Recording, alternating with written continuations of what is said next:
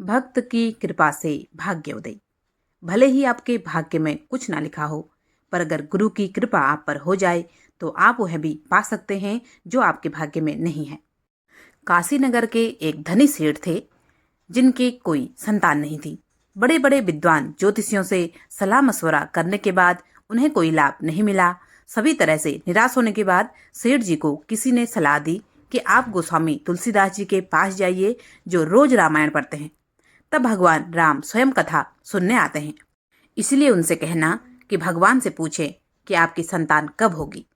सेठ जी गोस्वामी जी के पास जाते हैं और अपनी समस्या के बारे में भगवान से बातचीत करने को कहते हैं। कथा समाप्त होने के बाद गोस्वामी जी भगवान से पूछते हैं कि प्रभु, वह सेठ जी आए थे जिनकी संतान नहीं है। तब भगवान ने कहा कि गोस्वामी जी, उन्होंने पिछले जन्मों में अपनी संतान को बहुत दुख दिए हैं। इस कारण उनके तो 7 जन्मों तक संतान नहीं लिखी हुई है।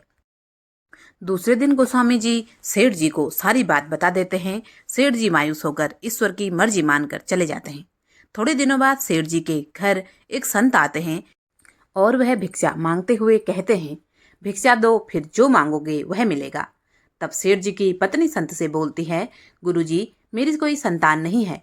संत बोले, तू एक रोटी देगी तो तेरी एक संतान जरूर होगी। व्यापारी की पत्नी उन्हें 2 रोटी दे देती है। उससे प्रसन्न होकर संत यह कहकर चले जाते हैं कि जाओ, तुम्हारी 2 संतान होगी। 1 वर्ष बाद सेठ जी के 2 जुड़वा संतानें हो जाती हैं। कुछ समय बाद गोस्वामी जी का उधर से निकलना होता है। व्यापारी के दोनों बच्चे घर के बाहर खेल रहे होते हैं। उन्हें देखकर व्यापारी से पूछते हैं कि यह बच्चे किसके हैं। व्यापारी बोला, गोस्वामी जी, ये बच्चे मेरे ही हैं। आपने तो झूठ बोल दिया था कि भगवान ने कहा कि मेरी संतान नहीं होगी, पर यह देखो गोस्वामी जी, मेरे तो 2 जुड़वा संतानें हुई हैं। गोस्वामी जी यह सुनकर आश्चर्यचकित हो जाते हैं। फिर व्यापारी उन्हें उन संत के वचन के बारे में बताते हैं। उनकी बात सुनकर गोस्वामी जी चले जाते हैं। शाम को गोस्वामी जी कुछ चिंतित मुद्रा में रामायण पढ़ रहे थे, तो भगवान उनसे पूछते हैं कि गोस्वामी जी, आज क्या बात है, चिंतित मुद्रा में क्यों हो? तो गोस्वामी जी कहते हैं कि हे प्रभु, आपने मुझे उस व्यापारी के सामने झूठा पटक दिया। आपने तो कहा था कि व्यापारी के 7 जन्म तक कोई संतान नहीं लिखी है, फिर उसकी 2 संतानें कैसे हो गई? तब भगवान बोले कि उसके पूर्व जन्म के बुरे कर्मों के कारण मैं उसे 7 जन्म तक संतान नहीं दे सकता, क्योंकि मैं नियमों की मर्यादा में बंधा हुआ हूँ। पर अगर मेरे किसी भक्त ने उन्हें कह दिया कि तुम्हारे संतान होगी, तो उस समय मैं भी कुछ नहीं कर सकता गोस्वामी जी, क्योंकि मैं भी मेरे भक्तों की मर्यादा से बंधा हुआ हूँ। मैं मेरे भक्तों के वचनों को काट नहीं सकता। मुझे मेरे भक्तों की बात रखनी पड़ती है। इसलिए गोस्वामी जी, अगर आप भी उस दिन कह देते कि जा तेरी संतान हो जाएगी, तो मुझे आप जैसे भक्तों के वचनों की रक्षा के लिए भी अपनी मर्यादा को तोड़कर वह सब कुछ देना पड़ता है जो उसके नसीब में नहीं लिखा हुआ है। कहानी से तात्पर्य यही है कि भले ही विधाता ने आपके भाग्य में कुछ ना लिखा हो, पर अगर किसी गुरु की आप पर कृपा हो जाए तो आपको वह सब मिल सकता है जो आपकी किस्मत में नहीं है। श्री कृष्ण के पौत्र ब्रजनाभ जी ने ब्रज में 4 देवालय स्थापित किए थे। उनमें से एक है श्री हरदेव जी।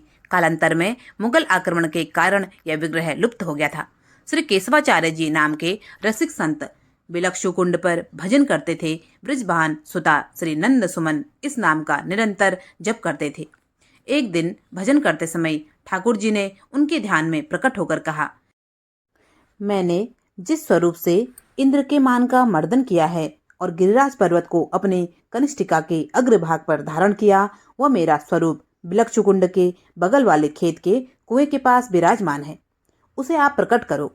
श्री केशवाचार्य जी ने ठाकुर जी से पूछा कि क्या आप अकेले हैं? तो ठाकुर जी बोले, हाँ, हम अकेले हैं। श्री केशवाचार्य जी बोले, तब तो आप वहीं पड़े रहो, क्योंकि अकेले श्री कृष्ण की सेवा हमें नहीं करनी, हमें तो श्री राधा रानी के सहित ठाकुर जी चाहिए। ठाकुर जी बोले, अकेले क्यों नहीं चाहिए? श्री केशवाचार्य जी बोले, श्री राधा रानी के बिना आप में स्थिरता नहीं है। आप स्वभाव से चंचल हैं। हमने आपको प्राप्त किया और फिर आप छोड़कर चले गए तो हमको रोना पड़ेगा। श्री राधा रानी के नीलांबर से आपके पीतांबर की गांठ बंधी रहेगी, तो उस प्रेम की गांठ को तोड़कर आप कहीं जा ही नहीं पाएंगे। श्री ठाकुर जी बोले, जब हमने गिरिराज पर्वत धारण किया तब मैया बाबा बड़े व्याकुल हो गए। उन्होंने सोचा कि हमारा 7 वर्ष के इतने छोटे से लाला ने इतने बड़े गिरिराज पर्वत को धारण कर लिया है, कहीं इसके हाथ को कष्ट न हो जाए।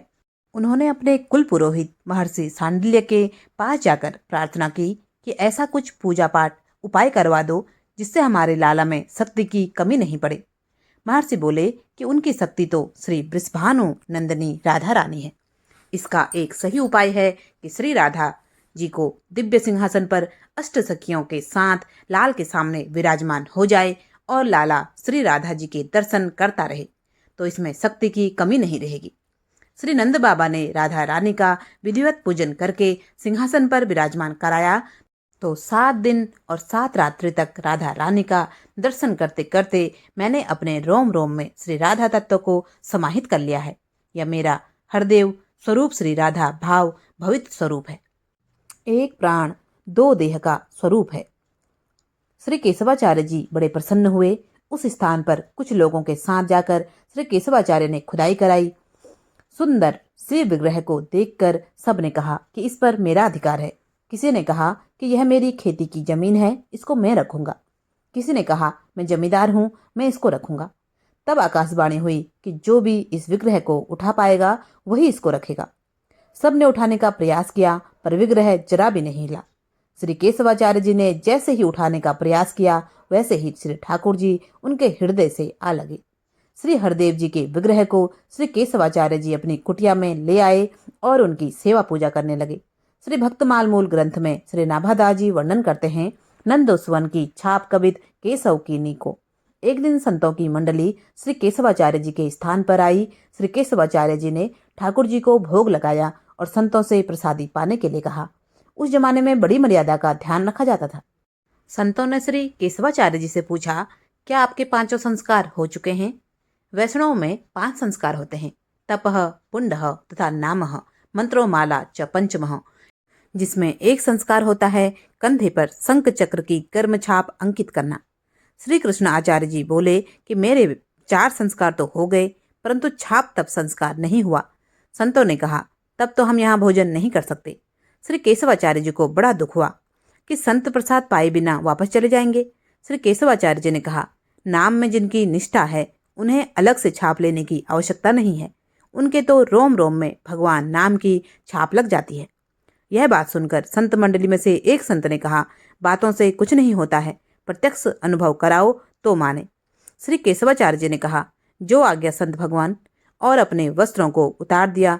सभी ने दर्शन किया कि उनके सारे शरीर पर वृषभानु सुता श्री नंद सुमन यह नाम अंकित था। अब तो सारे संत मंडली ने श्री केशवाचार्य जी को दंडवत प्रणाम किया और बोले, महाराज सच्ची छाप तो आपके ही है। भक्ति भाव जिस हृदय में तहाँ प्रभु की छाप, मन निर्मल जब हो सदा साक्षात धरे आप। कहानी पसंद आई हो तो कृपया एक लाइक जरूर करें। चैनल को अभी तक भी सब्सक्राइब नहीं किया है तो कृपया सब्सक्राइब अवश्य करें। ज़्यादा से ज़्यादा धार्मिक लोगों के साथ वीडियो को शेयर करें। आपका बहुत बहुत धन्यवाद। जय जय श्री राम, जय श्री कृष्ण, राधे राधे।